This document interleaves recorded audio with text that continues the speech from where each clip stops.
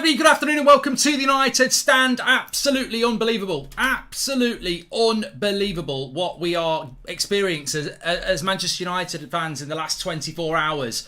Not only have we lost to Brighton comprehensively and deservedly, we're now trying to buy Marko Arnautovic and Adrian Rabiot. I mean, I'm still in love with the words that Ten Hag spoke on the press conference on Friday. It's not about any player, it's about buying the right player. Well, he's abandoned that after one game, hasn't he? Because we're bloody going for anybody now. It's like Stoke 2010 vibes. I don't get it. I can't. It's like panic stations at United.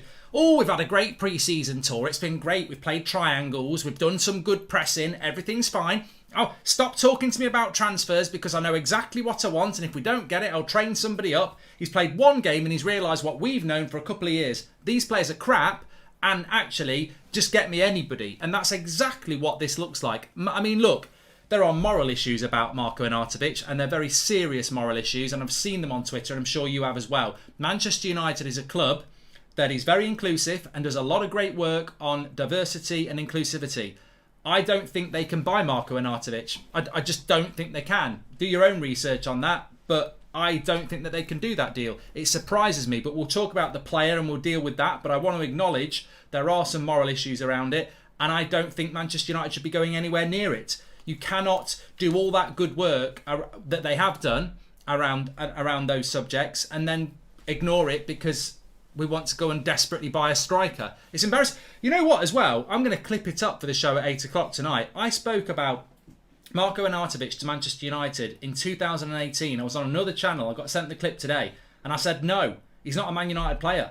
He's not good enough for Man United. In 2018. It's 2022 now. Absolute joke. Absolute joke. But look, there's loads to get into. And I suppose the biggest one to talk about, before we talk about Arnautovic, there's big updates on Frankie de Jong as well. But the big one I want to talk about, just first of all, breaking news. Manchester United have agreed a deal with Juventus to sign midfielder Adrian Rabiot. That's coming from Sky. This is a more difficult one for me because I think he's 27. There's absolutely no... I actually don't... We've spoken about him many times. He's been linked to United many times over the years. What I would say about Rabiot is this. The first thing that comes to my mind, and a lot of people think he's crap. I'll talk about that in a minute. The first thing that comes to my mind is the first thing that comes to my mind in relation to Arnautovic. Why are we doing this? He was never part of the plan. He's never been mentioned in relation to Manchester United. He's a player that we were after under Mourinho, and I think even Ollie got linked to him. This, to me, screams desperation. It screams, we've messed up.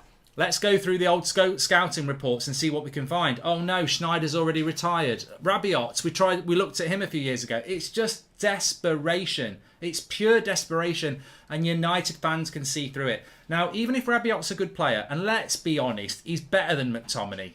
Look, it's not hard to be, but he's better than McTominay. He's probably better than Fred as well. So he is an improvement, but that's not enough. We literally just got told this, but this is the problem. The manager said on Friday, it's not about any player, it's about the right player. Well, Rabiot just falls into the any player category. It doesn't make any sense. If we're just buying players that are better than Scott McTominay and Fred, I've got an encyclopedia of players that are better than those two. It's just... It makes absolutely no sense. And what it also is something we've been talking about for quite a while. If you don't get De Jong, if you don't get Anthony, what you end up is 3 weeks out from the close of the transfer window, which is where we are now, and we're going to get the Cavani's, the Palestris, the Falcaos, the Ighalo's, the desperation deals at the end. That, look, they might work. They might work. I don't think anybody's saying that they might not work. But they're pure desperation. And I'm still lost in the pub talk from Richard Arnold. I'm still lost in the constant spin of new United, new ideas, excitement. I described it on Ben Foster's podcast this morning. Manchester United are roadkill with a smile on their face. They're dead. They're dead.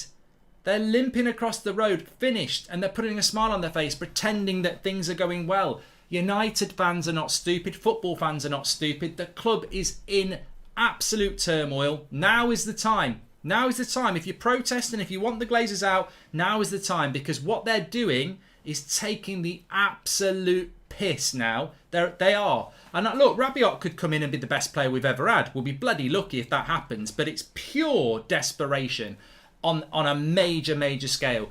And what terrifies me is the desperation reeks, because you can, you know, sometimes you look at a signing and you go, ooh, you uncover something with a bit of research and you go, well, maybe that's a risk. You don't have to work hard for Arnautovic and Rabiot to uncover major concerns, is what I'm saying.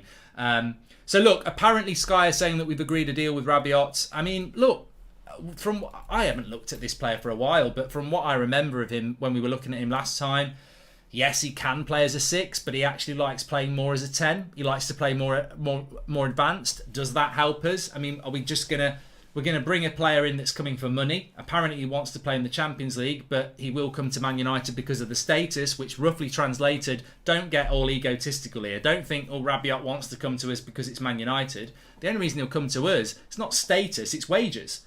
That's what people mean when they say, I want to go to a Champions League club, but I'll consider Man United for status.